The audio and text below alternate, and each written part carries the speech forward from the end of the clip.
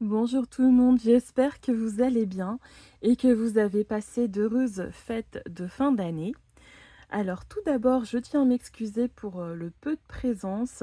Euh, les fêtes, enfin en tout cas la préparation des fêtes a été plus mouvementée que prévu. On devait partir, on devait plus partir, on devait repartir. Il y a eu beaucoup de, il y a eu beaucoup de remue-ménage.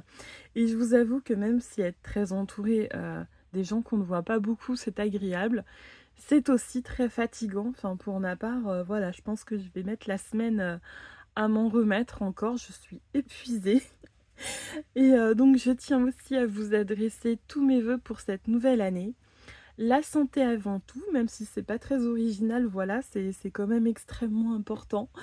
Je vous souhaite plein de projets, plein de bonheur dans vos projets, des projets enrichissants, beaucoup de bienveillance et d'amour autour de vous. Et parce que c'est important aussi, je vous souhaite d'avoir le temps de vivre, parce que c'est vrai que je trouve qu'on est dans un monde où tout va beaucoup trop vite. On a l'impression d'être constamment en train de faire une course contre la montre et contre quelque chose qui nous échappe. Moi, très sincèrement, là, ces dernières semaines, j'ai eu l'impression que mon emploi du temps m'échappait, que tout le monde en avait le contrôle sauf moi. Et, et ça m'a vraiment épuisée. Et c'est très désagréable comme sensation. Donc là, je prends le temps parce que je le peux et je ne sais pas combien de temps je vais pouvoir, donc j'en profite. Je ralentis un petit peu pour ma part. Voilà, j'espère vous que ça ne vous aura pas laissé trop épuisé non plus, que vous allez pouvoir aussi souffler à votre tour. Voilà. Donc je reprends tout doucement les vidéos. Cette fois-ci, je ne reprends pas avec un jeu.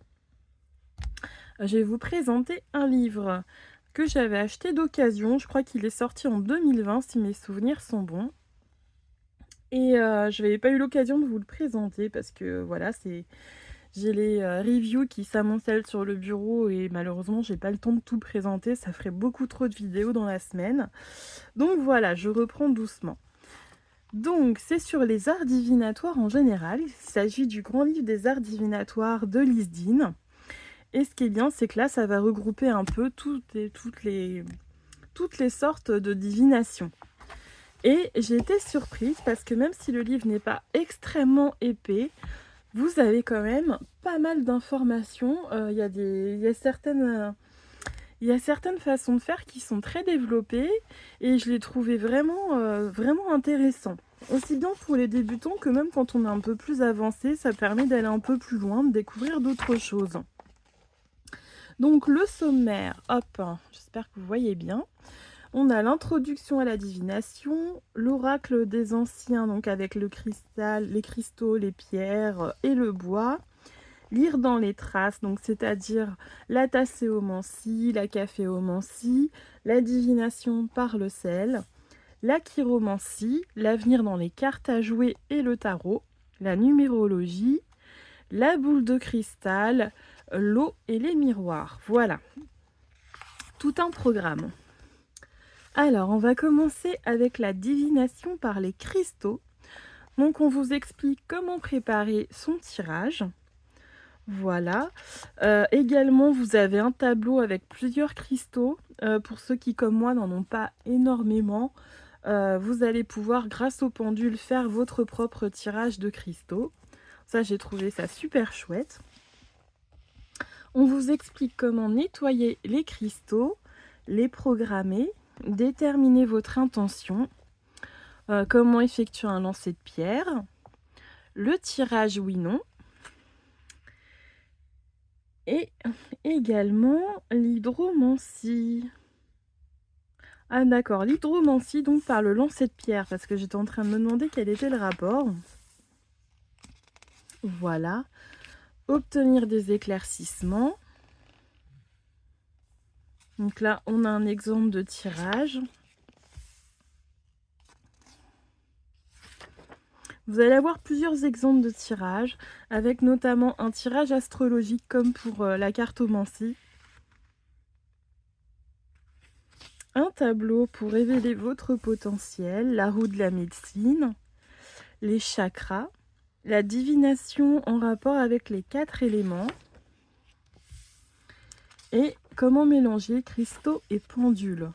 Donc là, vous allez avoir la signification des cristaux principaux qui sont le plus couramment utilisés, comme par exemple l'améthyste. Voilà. Donc vous voyez qu'on a quand même pas mal de cristaux déjà qui sont détaillés. Le fameux tableau dont je vous parlais que vous pouvez faire avec un pendule. Ensuite, on passe justement à la divination avec le pendule. Donc on vous explique comment choisir votre pendule, comment l'utiliser. Alors, on vous explique comment, si vous pouvez influencer le pendule, comment justement l'éviter, pour éviter de se concentrer sur la réponse qui nous fait peur ou au contraire qu'on voudrait. On vous explique comment retrouver des objets perdus. Utiliser un pendule avec des cartes d'affirmation positive. J'y aurais pas pensé ça, Sainte. C'est pas mal non plus. Et également, vous avez un petit tableau pour travailler sur vos chakras. Voilà, et vous pouvez également utiliser un cadran vierge pour faire le vôtre. Ensuite, on passe à la divination avec les runes. On a vraiment plein de choses, hein. Donc, comment les acheter ou les fabriquer. Les différentes runes, on vous parle des runes Futhark.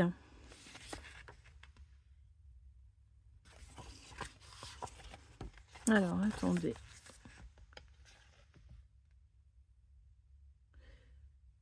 Bon, là, ça doit être... Donc, on a les runes Futhark, le Futork anglo-saxon, le Futhark récent, les runes Northumbrie, je sais pas si je le dis bien. Je savais pas qu'il y avait autant de runes. Donc là, vous allez avoir les significations des différentes runes, que vous, au passage, vous pouvez aussi utiliser en talisman. Donc là, par exemple, pour la protection, vous pouvez la garder sur vous. Il y en a même qui se la dessinent, voire qui se la tatouent. Je sais que je l'utilise assez souvent aussi. Donc vous avez les interprétations également avec un petit tableau, les lettres auxquelles cela fait référence, le sens, enfin voilà, je vous laisserai découvrir tout ça. Les tirages, la signification des runes inversées, parce que pour certaines, il peut y avoir une signification. Toujours des exemples de tirages. Un calendrier runique. Et on va passer aux divinations suivantes. Donc on a l'avenir dans les tasses de thé. Comment interpréter sa tasse? Méthode pour évaluer le temps. Je ne savais même pas qu'on pouvait le faire avec une tasse, donc c'est vraiment super.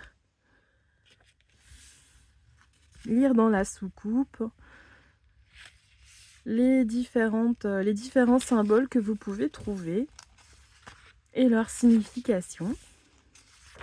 Le plus dur, je pense, ça doit être au début de différencier les symboles, parce que des fois, quand je regarde certaines vidéos, pour moi, ça ressemble vraiment juste à rien. Donc là, je crois qu'il faut beaucoup d'exercices quand même. Ensuite, vous avez la même chose pour le marc de café avec la recette, parce que du coup, c'est un café aussi qui va être très concentré. Donc, lire dans la tasse et la soucoupe. Donc là, ça va être plus succinct parce que finalement, on va retrouver aussi la même chose dans la divination par le thé. Donc, évidemment, on ne va pas répéter la même chose, hein. Pour la suite, on va voir le paragraphe du thé. Et ensuite, le sel en divination, le lancer de sel. Comment interpréter le sel? Et la méthode alternative, pour ceux qui seraient en panne de sel, eh bien, sachez que vous pouvez utiliser de la farine. Voilà. On passe à la chiromancie. Et là, ce que j'ai bien aimé, c'est que ça reste quand même assez développé pour un chapitre qui reste quand même de la découverte. On va quand même plus loin que certains bouquins. Donc, on vous explique, voilà, est-ce que les lignes changent avec le temps? Est-ce que c'est figé? À quoi servent les deux mains? Déjà, comment interpréter juste la forme de la main? Voilà, avec toutes les sortes de mains et de doigts que l'on peut retrouver. La forme des ongles. J'espère que vous voyez bien parce que c'est vrai que pour les livres, j'ai pas énormément de recul. Et en plus, j'ai pas beaucoup de lumière. Donc, pour couronner le tout, les empreintes digitales. Je savais pas qu'elles pouvaient être aussi différentes. Les 3 zones de la paume. À quoi elles correspondent? Vous avez les monts. La longueur des doigts.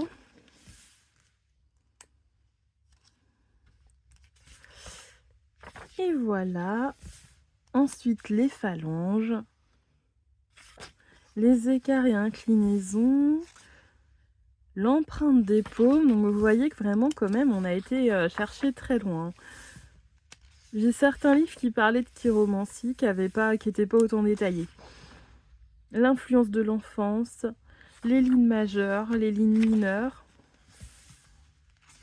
les lignes de santé, etc. Donc là, vous allez avoir le détail de toutes les lignes de la main. Calculez le temps de vos relations. Les symboles qu'on peut retrouver dans la main. Alors, les symboles, après, par contre, là, c'est succinct. Il y en a plein d'autres. Mais là, je suppose qu'ils ont fait le choix quand même de montrer ceux qui sont peut-être le plus courants. Là, après, ça demande, si vraiment ça vous intéresse de creuser, d'avoir un livre qui soit exclusivement sur le sujet. Mais déjà, avec celui-ci, on peut en faire pas mal. Donc ensuite, on a l'avenir avec les cartes à jouer. On vous parle des cartes renversées, la disposition, avant de commencer, comment préparer son tirage, la méthode des 4 races. Donc là, pareil, on va vous parler des méthodes de tirage avec des exemples. Un grand tableau, comme pour le petit Lenormand.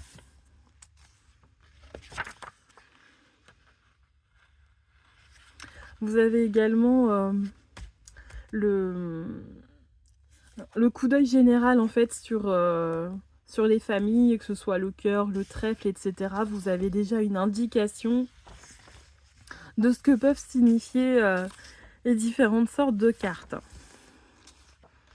Différentes séries. Je n'arrive pas à trouver mes mots aujourd'hui. Donc là, voilà.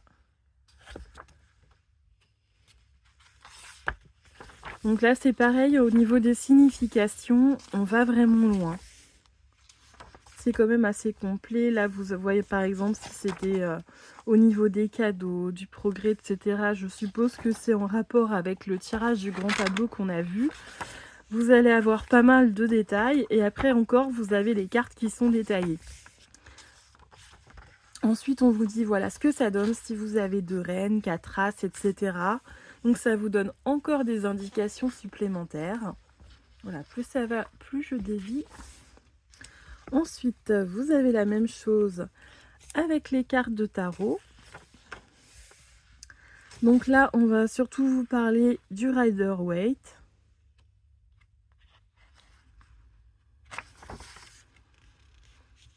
Battre les cartes avant de commencer. Donc là, c'est pareil pour les gens qui n'y connaissent vraiment rien. Vous avez déjà une petite idée de comment on se prépare à réaliser un tirage. Les cartes renversées. Comment réaliser son premier tirage. Voilà, donc là, c'est un Rider-Waite. Je pense pas qu'on va nous parler du Marseille. Je me rappelle pas avoir vu un chapitre dessus. La croix celtique. Donc là, c'est pareil. On a plein d'exemples de tirages. Donc évidemment, vous avez les arcanes majeures. Mais vous allez aussi avoir les arcanes mineures. Voilà. Il y en a certains qui font l'impasse. Lui, au moins, il va jusqu'au bout. Il vous parle de toutes les cartes. Donc, parce que c'est vrai que quand on est débutant, des fois, on a tendance à s'arrêter aux arcanes majeures. Et on se dit, on verra plus tard pour les mineurs. Mais pour les gens qui ont tout de suite envie de creuser ou de travailler avec l'ensemble des cartes, grâce à ce livre, vous pouvez. Je perds ma voix. Donc, ensuite, on passe à la numérologie. Comprendre la numérologie. Trouver son nombre de vies. Moi, par exemple, c'est le 7. Donc, on vous explique comment faire votre tableau avec le petit calcul. C'est très simple, hein. Je vous assure, même moi qui suis fâchée avec les chiffres, c'est très simple à faire. Donc, avec évidemment la signification de votre chiffre. Ensuite, vous avez l'année personnelle à venir. Cette année, j'ai oublié de le faire d'ailleurs. Il me semble que j'avais calculé l'année dernière... au mois de novembre, je crois, j'avais commencé à vouloir le faire, mais j'ai oublié le chiffre. Il faut que je le refasse.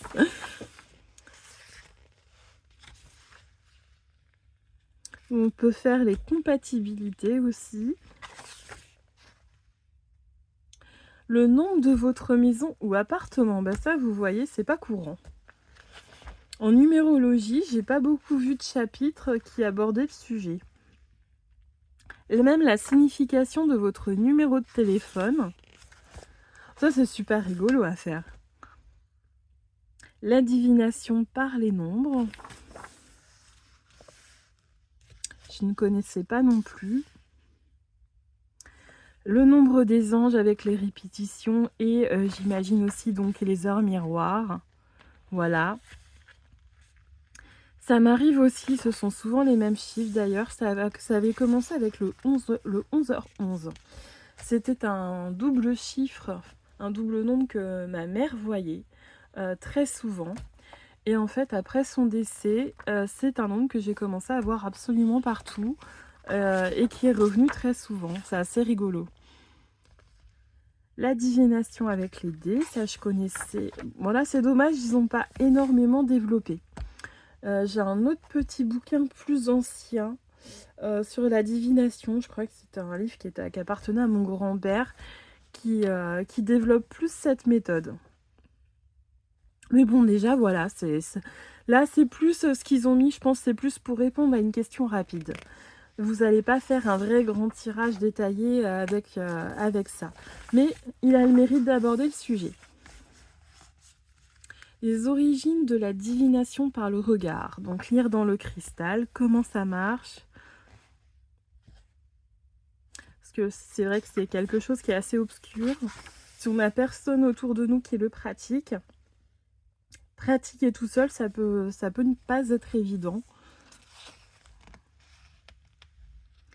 Donc, quand pratiquer, minutez et archivez vos sessions. Comme ça vous permet aussi d'avancer dans votre travail, de voir où vous en êtes. Les cristaux et leurs caractéristiques. Les cristaux et les jours de la semaine. La préparation. Donc quand on vous dit comment deviner par le regard, c'est toujours à travers la boule de cristal. La signification des symboles et des couleurs. L'hydromancie. Quand on n'a pas de boule de cristal, on peut toujours le faire avec de l'eau et avoir un petit cristal de roche à côté, par exemple, ou une petite améthyste. La lecture dans les bougies. Ça, j'avais pas non plus sur le sujet. L'alternative, lire dans le blanc d'œuf. Et enfin, la catoptromancie, lire dans les miroirs. Ça me fascine beaucoup. Autant que la boule de cristal, c'est quelque chose que j'ai vraiment envie d'essayer.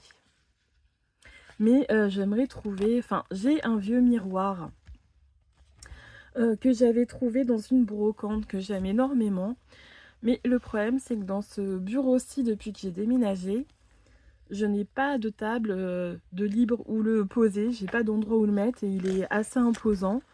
Donc, je crois que je vais attendre un prochain logement. Et en attendant, je vais en prendre un plus petit de poche pour démarrer. Lire dans un écran. Bon, évidemment, pour ceux qui n'ont pas peur d'écrire dans les bouquins, vous pouvez... voilà, vous avez une petite page pour consigner vos séances. Bon, moi, personnellement, écrire dans les livres, j'ai du mal. Donc, ce sera dans un cahier à part. Voilà pour ce bouquin. Et j'espère que ça vous aura plu. Donc, il est sorti aux éditions Le Lotus et l'éléphant. Voilà. Qu'est-ce qu'on nous lit derrière, hein? J'aurais dû commencer par ça, mais c'est pas grave. Le livre de référence des arts divinatoires. Le grand livre des arts divinatoires est un manuel du voyant moderne qui regroupe des méthodes de divination et de voyance utilisées depuis la nuit des temps. Alors évidemment, il y en a d'autres, hein. Vous avez les osselets, il existe des tas de choses, mais là, on vous a plus présenté des choses qui sont adaptées à la vie moderne et qu'on utilise de nos jours, ce qui est très bien. Donc ce guide vous permet d'acquérir des techniques ancestrales pour développer votre intuition et de lever le voile sur ces autres univers. Apprenez à comprendre la signification profonde d'événements ordinaires et découvrez ce que vous réserve l'avenir. Magnifiquement illustré, le grand livre des arts divinatoires vous présente les oracles des anciens, de la chiromancie à la tasséomancie, en passant par la cartomancie, les runes et les cristaux. Des pas à pas illustrés, des tableaux et graphiques de référence vous guident et vous aident à décrypter les symboles psychiques communs. Découvrez les significations cachées dans les objets du quotidien, feuilles de thé, marques de café, ou plongez-vous dans des traditions ésotériques telles que le tarot.